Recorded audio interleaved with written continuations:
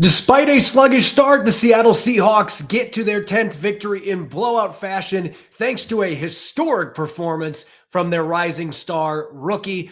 I'm going to be breaking it all down here on our latest post-game edition of Locked On Seahawks.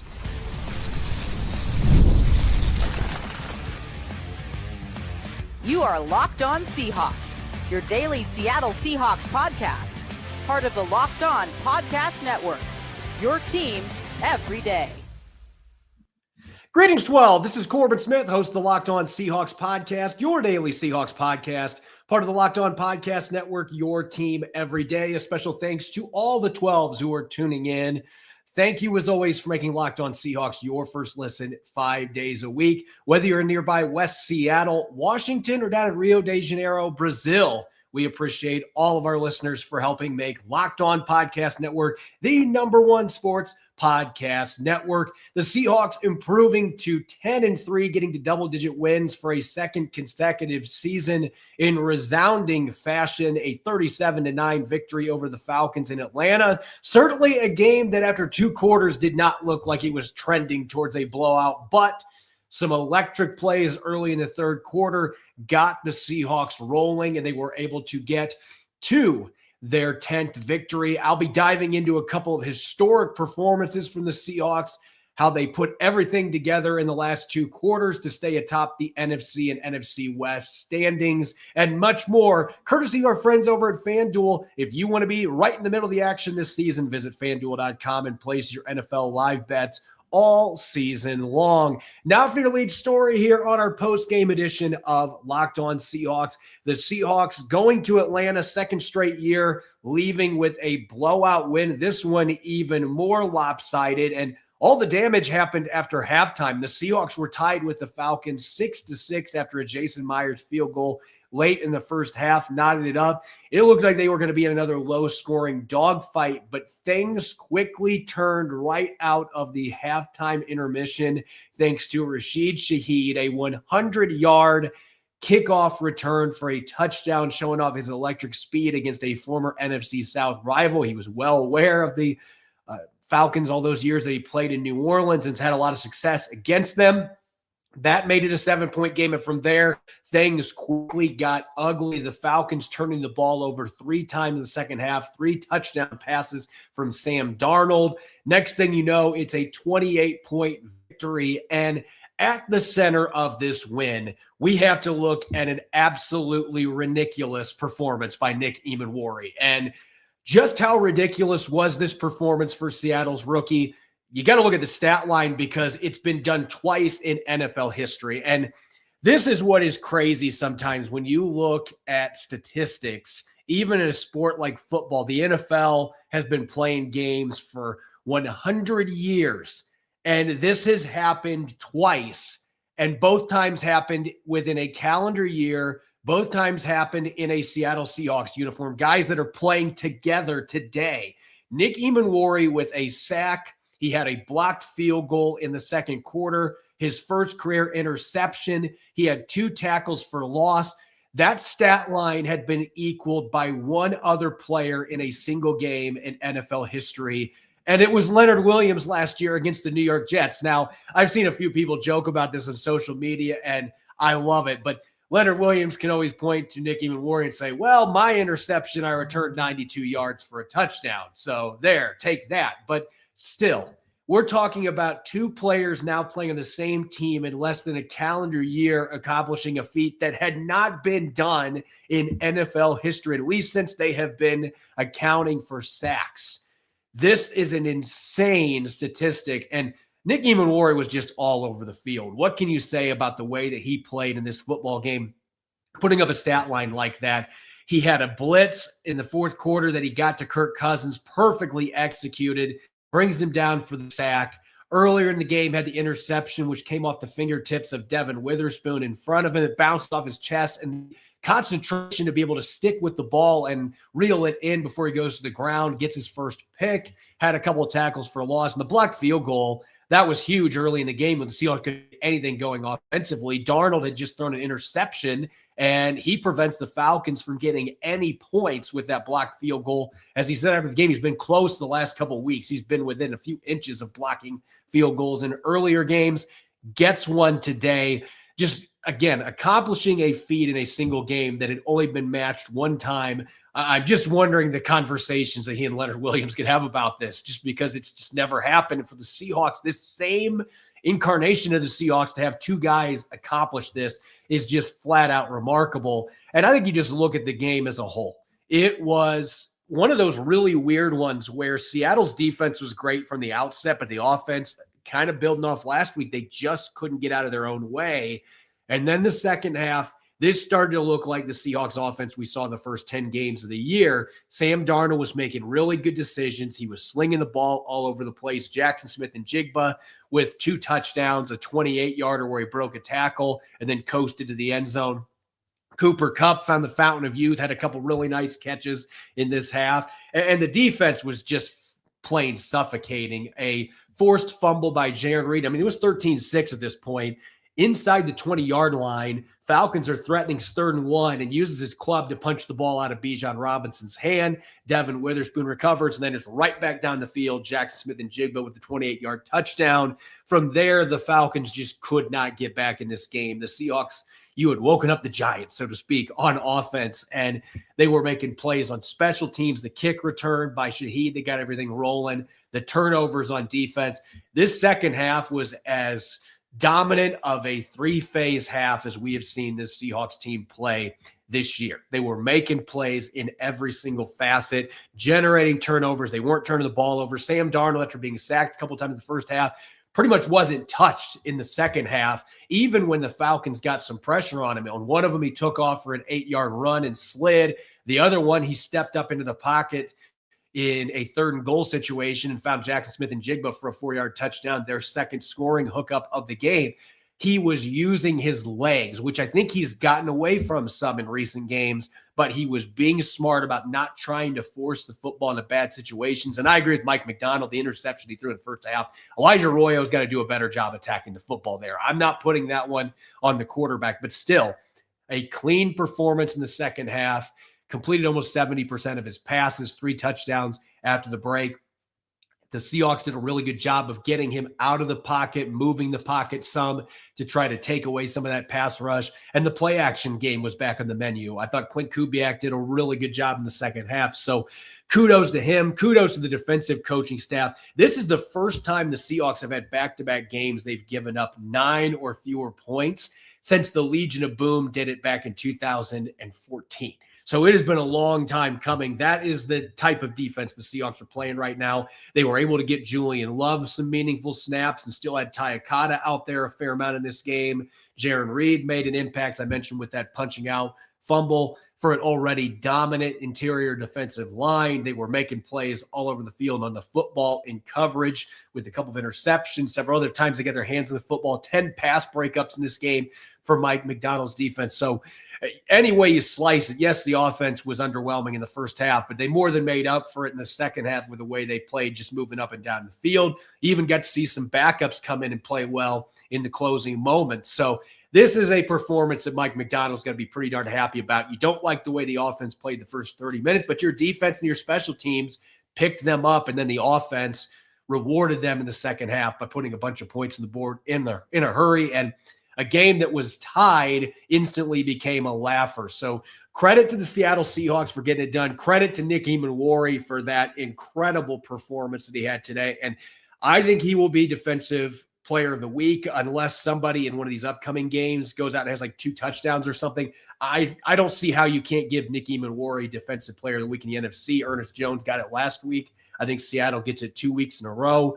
The way they are playing right now, they're full strength. They're clicking on all cylinders. Your young guys are just getting better by week.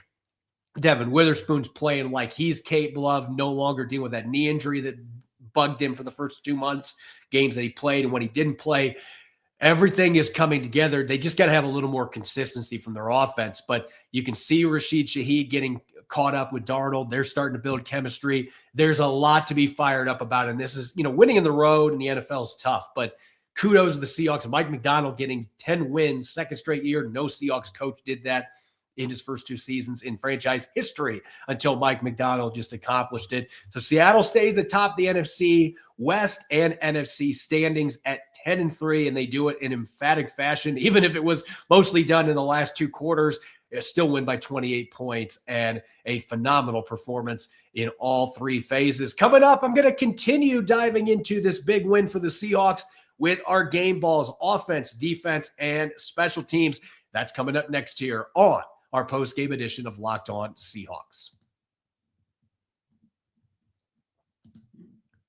The holidays are officially here, which means gift hunting season is on. And if you want something meaningful, personal, and guaranteed to get a reaction, Aura Frames is the gift that delivers every time. It's not just something you wrap, it's a way to share memories, because Aura isn't your average picture frame. You can preload the frame with photos before gifting it, so when they plug it in, the memories are already there. No apps to figure out, no setup headaches, just instant smiles. Whether it's grandparents, parents, newlyweds, anyone who loves photos, you're talking endless uploads of pictures and 30-second videos through the Aura app. Add a personalized message right inside the frame so the gift feels thoughtful the moment it's open. It's a holiday gift that actually gets used, not forgotten in a drawer. For a limited time, save the perfect gift by visiting auraframes.com to get $35 off Aura's best-selling Carver Mat Frames #1 by wire cutter by using promo code Locked On at checkout. That's auraframes.com, promo code Locked On. This deal is exclusive to listeners, and frames sell out fast, so order yours now to get it in time for the holidays. Support the show by mentioning us at checkout. Terms and conditions apply. Welcome back to the post-game edition of Locked On Seahawks. I'm your host, Corbin Smith. A special thanks to all the 12s who are tuning in, and thank you, as always, for making Locked On Seahawks your first listen 5 days a week. We greatly appreciate it. You already live your team every day. Now take it up a level and go ad-free. Join the Everydayer Club today and get Locked On Seahawks with no interruptions, members-only Discord access, and more, all for just $5 a month or $50 a year. Go to lockedonseahawks.supercast.com. That's lockedonseahawks.supercast.com, or check the link in the show notes to learn more. And as part of this deal as well, if you sign up for the Everydayer Club for Locked On Seahawks, we're also going to be giving away Emerald City Spectrum subscriptions, a year-long one for the yearly subscriptions and a monthly one for the monthly ones. It'll be part of your plan. That's Emerald City Spectrum. So this is an awesome deal. Make sure to check it out again, lockedonseahawks.supercast.com. The Seahawks getting a big 37-9 road win over the Falcons in Atlanta today, moving to 10-3. So they stay atop the NFC West. The Rams won big as well.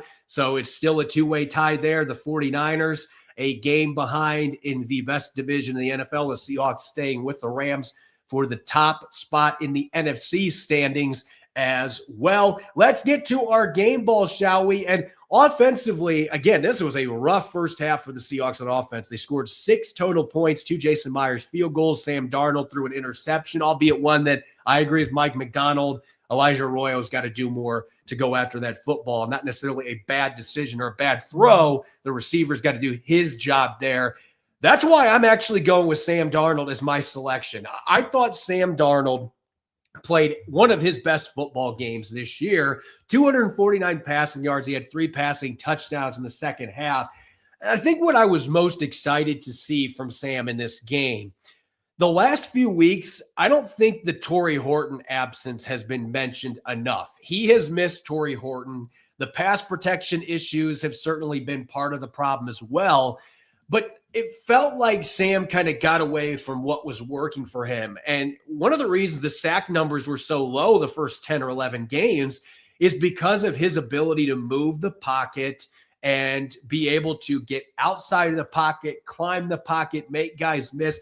He was doing that a lot in the first 9, 10, 11 games of the season, and he's kind of become a little bit more stuck in the pocket and wasn't using his legs to scramble. He was forcing throws rather than just taking a short run, which today he got back to taking those yards when he had his opportunities. He scrambled a few times for good yardage, including an 8-yard run.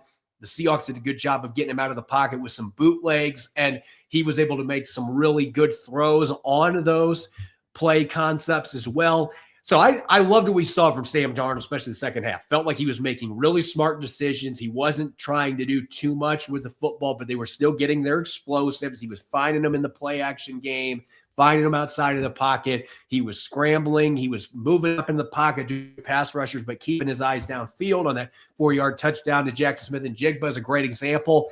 That's Sam Darnold when he is playing at his best. It's almost like organized chaos to an extent, but he is so good when he trusts his legs and doesn't try to force the issue into tight coverage. And I think we saw that today against the Falcons defense that has been rock solid. Maybe not as good as, say, the Rams or some of the other defenses the Seahawks have played, but they've been solid. They've made big plays. They haven't given up many touchdowns in coverage, and yet Sam Darnold in the second half was able to carve these guys up pretty darn good and make this tight game a blowout in the second half. Defensive side of the football, as I mentioned, Nick Emmanwori just had a game that we may never see. I said this last year with Leonard Williams, and then lo and behold, the Seahawks, the same incarnation of Seahawks, have another guy do it. But we may not see another player do this in a long time, having a stat line like Emmanwori did today with an interception, a sack, couple tackles for loss, and a blocked field goal. We might not see that for a long time. We might see it next year by another Seahawk with the way things are going. But he would be the game ball winner if I was in the locker room. With that being said, I've talked a ton about Emmanwori in the first segment and what he did today and how historic it was, that it's easy to forget what Devin Witherspoon did in this game. I thought Spoon had the best game of his entire NFL career. Maybe he didn't have that long pick six like he did against the Giants his rookie year, but he left an imprint on everything the Seahawks did today. He had a couple really nice tackles in the run game against Bijan Robinson. He tipped the pass that was thrown to Kyle Pitts that Nick Emmanwori ended up picking off. He did a really nice job jumping a curl route there, getting a piece of the football so that Emmanwori could get the deflection for the pick. He had a screenplay that he blew up with a blitz and ended up coming back and catching the deflection that went off like I think every guy that was in helmet that was on the field, ended up intercepting that screen pass for a pick in the fourth quarter as well. That led to another touchdown. All those turnovers, the fumble that he recovered from Jared Reed, the 2 interceptions, one that he caught, the one that Nick Emmanwori caught, ended up leading to 17 points on the scoreboard for the Seahawks. So Witherspoon was all over the field. He was playing like an absolute madman. And I think in 99% of Seattle's games, this would be a home run selection for defensive game ball. I know Nick Emmanwori should have gotten it, but again, I talked about him the entire first segment.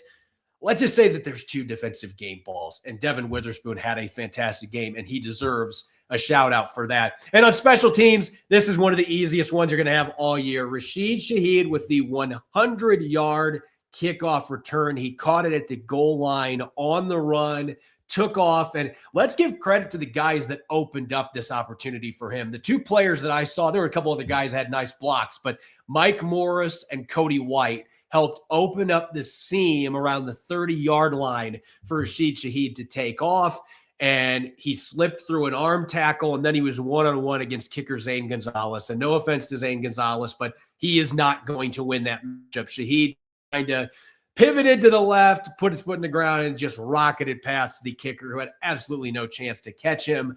It was a showcase of the speed the Seahawks knew they were bringing in. And what's also exciting to me away from that, you get to see 4 catches for 67 yards from Shaheed today, including a 33-yard catch in the fourth quarter that set up a touchdown drive. So the fact of the matter is you're finally starting to see, I've been saying this for weeks, there's going to be a game where things are going to really start to click for Rashid Shaheed with Sam Darnold, and he's going to make a big play in special teams. We got to see both of those elements in today's game, and that was the spark plug that the Seahawks needed. It wasn't on offense, it was on special teams, but it kind of took that stress off the shoulders of the offense. They came out after that, and with a few turnovers helping as well, they were able to put a bunch more points on the board quickly. But that return is what got that snowball rolling and turned this close game into an avalanche that the Seahawks were able to win by 28 points. So credit to Shaheed for being able to go out there and just be a blur running past guys. The kick return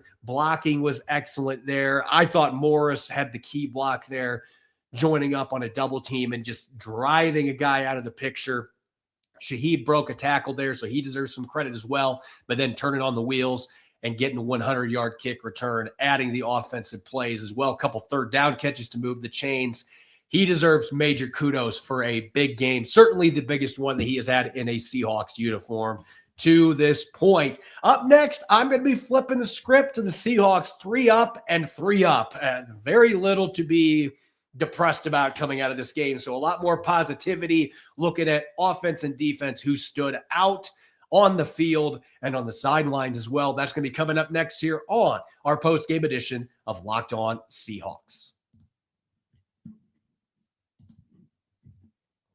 This episode is brought your way by our friends over at Game Time. The World Cup is coming back to North America for the first time since 1994 with a 48-team field for the first time. It's going to be massive, but let's be honest, getting tickets is usually the hardest part. That's why Game Time's app is clutch, giving fans a real advantage when it comes to snagging World Cup seats. With Game Time, you can track price drops in real time, get alerts when great seats open, and buy tickets the moment they hit the app. It puts the power back in your hands and makes going to the World Cup realistic instead of impossible. Just pull up the app and the layout makes it so simple. Scrolling through the matchups and comparing seat views, pick a game, tap a section, and have your tickets locked in within minutes. No confusion and no hunting for fine print. Take the guesswork out of buying World Cup tickets and every match, concert, or event with Game Time. By downloading the Game Time app, creating an account, and using the code LOCKEDONNFL for $20 off your first purchase. Terms apply. Again, download the app, make an account, and use the code LOCKEDONNFL for $20 off. Swipe, tap, ticket, go. Game Time. NFL Sundays move fast. One big play and suddenly everything feels different. Just ask the Seahawks and Rashid Shaheed. That's what makes live betting with FanDuel so exciting. You're not just watching the game, you're reacting to it in real time. With FanDuel, you can place bets as the action unfolds, every drive, every momentum swing, every highlight moment. Live betting is best when the game starts to shift, like say when a receiver like Jackson Smith-Njigba gets hot and then scores 2 touchdowns in the second half. A defense tightens up or the momentum flips after a turnover. FanDuel lets you jump right into the moment with live spreads, money lines that adjust instantly, player props that update as guys heat up. You can bet on the next touchdown, score, drive results, totals, and more. It keeps you locked in on every snap, every drive, every possibility. So if you want to be right in the middle of the action, visit FanDuel.com and place your NFL live bets all season long. FanDuel, the game moves fast. And so can you. Welcome back to the post-game edition of Locked On Seahawks. I'm your host, Corbin Smith. A special thanks to each and every one of the 12s out there. Thank you, as always, for making Locked On Seahawks your first listen 5 days a week. We greatly appreciate it. The Seahawks improving to 10-3 with a 37-9 beatdown of the Falcons. And really, it was a half a game beatdown because the Seahawks were tied with Atlanta at 6-6 at halftime. And then everything changed after a kick return for a touchdown by Rashid Shaheed to open the third quarter. The defense started creating turnovers. The offense got hot, particularly with the passing game. And next thing you know, the Seahawks win by 28, as lopsided of a half of football as you are going to see. This is normally our 3 up, 3 down segment, but in a game like this, there's so many guys that stood out in good ways that we are going to make a rare pivot to 3 up, 3 up. And going to start on the offensive side of the equation for the Seattle Seahawks. And we got to kick this thing off with Cooper Kupp, a guy who's had way too many large chunks of games this year where he seems like he has disappeared. But I thought number 10 really came alive when everything started to open up for the Seahawks. He had a 24-yard catch where he turned upfield, broke a couple tackles, was able to pick up a first down that set up a scoring drive. And then he also had an 11-yard touchdown of his own, just the second he's had this year. So I thought we got to see Cooper Kupp really turn in one of his better performances as a Seahawk. And I'd be remiss not to mention Jackson Smith-Njigba coming off the worst game he's had this season, only had 2 catches for 23 yards last week. He exceeded that in the first half today, but he was still a pedestrian line, 4 catches for 30 yards. He turned it on in the second half, however, had a 30-yard catch on a crossing route where he got a couple steps of separation. Sam Darnold play action hits him right in stride. 2 plays later, slips through a tackle on another drag route, and a couple defenders for Atlanta took absolutely horrific tackling angles in pursuit. Smith and Jigba took advantage of it, coast the end zone for a 28-yard touchdown. So 58 yards on 2 plays there. Later scored from 4 yards out to give himself 9 touchdown catches on the season.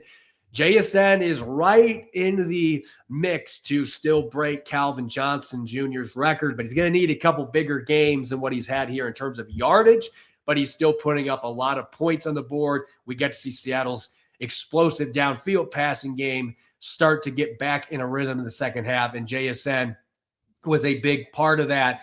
And last but not least, let's give some credit here to a backup running back that had not had a carry with the Seattle Seahawks since rejoining the team on the practice squad a few weeks ago. Velus Jones Jr., formerly of the New Orleans Saints, former Tennessee player, had spent some time, I believe, with the Chicago Bears earlier. This is a guy that has major juice, and he showed it running behind a backup line late in the game. 4 carries for 32 yards. He had another big carry that was wiped out by a holding penalty, which I went back and watched. I have no idea where the holding was. The flag was thrown before the play even got started, but Jones lost a big gain on that one, but he was running fast. He was running hard. He was falling forward. Maybe this is a guy the Seahawks can give a more extended look at as that third running back, because George Halani's on injured reserve. Who knows if he makes it back this year? But this might be why Cam Akers has been with the team for 2 weeks and he hasn't dressed, because they've been impressed with Jones's burst and suddenness out of the backfield. So really exciting to see how he looked there at the end of the game, running behind backup linemen and against a lot of starters still for the Atlanta Falcons, and the juice that he brought to their run game might fixture into their return game at some point as well. But I thought it was an impressive debut for him running the football for the Seahawks, even in garbage time. Looked really fast, looked really explosive there at the end of the football game. As for the defensive side of the football, let's give some love to the man on the sidelines. Mike Macdonald becoming the first Seahawks coach in franchise history to have 10 wins or more in each of his first 2 seasons. Got to 10 last year, wasn't enough to make the playoffs. Now at 10-3, the Seahawks are getting very close to punching a ticket into the postseason with 4 games left to play. And the way that this defense is playing and how Mike Macdonald has implemented some of their new pieces, whether they're rookies or veterans, whether it's a Nick Emmanwori, DeMarcus Lawrence coming in, players like Drake Thomas, who have been on the roster for a few years, but take on a heightened role and succeed and excel in that role. Mike Macdonald deserves the credit for all of that. He is doing a phenomenal job of putting his players in position to succeed. He's maximizing on versatility for a number of these guys, all these moving parts. He's got this Seahawks defense absolutely humming right now, and it's turning into wins. And let's give some credit to the Seahawks front office and their ownership group as well, because look, firing Pete Carroll, that was a risky move. There's no question about it. But this organization was not content with just being a playoff caliber team that'll be in the mix at the end of the season. They want to compete for championships. They decided to roll the dice, and the decision to get Mike Macdonald has paid massive dividends. They've got one of the best young coaches in the league now on the sidelines, and he's proven it in the win column with the way that this defense is playing, doing things his way. So far, that has proven to be an absolutely golden move by the Seahawks, and that's not taking anything away from what Pete Carroll accomplished, but it was time to move on, and Mike Macdonald now is getting the Seahawks back into contention for the Lombardi Trophy, something they just simply were not doing the last 5 or 6 years that Pete Carroll was at the helm. Let's give Jarran Reed some love as well. First game back from injured reserve, and he was sporting a massive club, and I think we can credit that club. Maybe the club should be on who's hot after this game for punching the ball out of Bijan Robinson's hands. That might have been the biggest play in this game, aside from Rashid Shaheed's kick return to open the half, because Atlanta was in the red zone. It was 3rd and 1, and Robinson was going to pick up the first down there without the turnover. It's first down in the red zone. Atlanta might go down. It's a 13-13 game.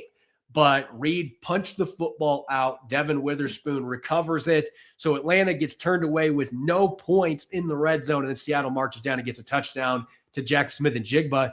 Suddenly it's 20-6, and from there, Atlanta just could not recover, and it was an onslaught in all three phases from the Seahawks. But Jaron Reed got that really going there with that pivotal punch out on Bijan Robinson, forcing that fumble that Devin Witherspoon recovered. And I've given him a lot of credit throughout the course of the season, but even with Julian Love back, the Seahawks, they had a plan. They weren't going to play Julian Love every snap. In fact, they were going to play him in a by committee situation just to start getting his legs underneath him. Tyakata still played a lot of snaps for the Seahawks, finished in the top 4 on the team in tackles, had a 4th down pass breakup in the end zone late in the game to turn the Falcons away in the red zone again without a touchdown. Atlanta was 14 for their last 15, or 13 for their last 14. 13 for the last 14 in the red zone, scoring touchdowns in their previous 5 games.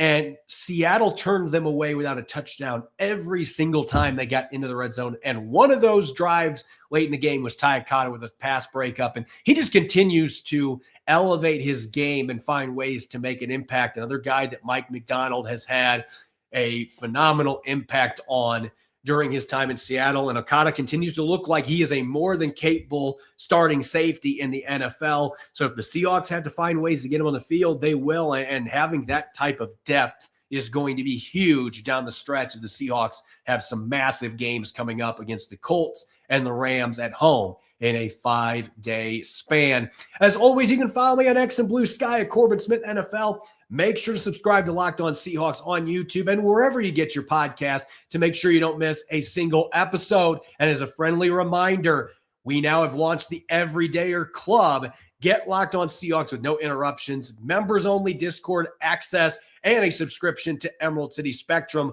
all for just $5 a month or $50 a year. Go to lockedonseahawks.supercast.com or check the link in the show notes to learn more. We will be back coming up tomorrow. Locked On Seahawks Monday Musings. I'll be joining Rob Rank after all 22 observation. We'll have a lot deeper dive into this win over the Falcons and much more coming your way. Enjoy the rest of your Sunday, and thanks for listening in. Go Hawks.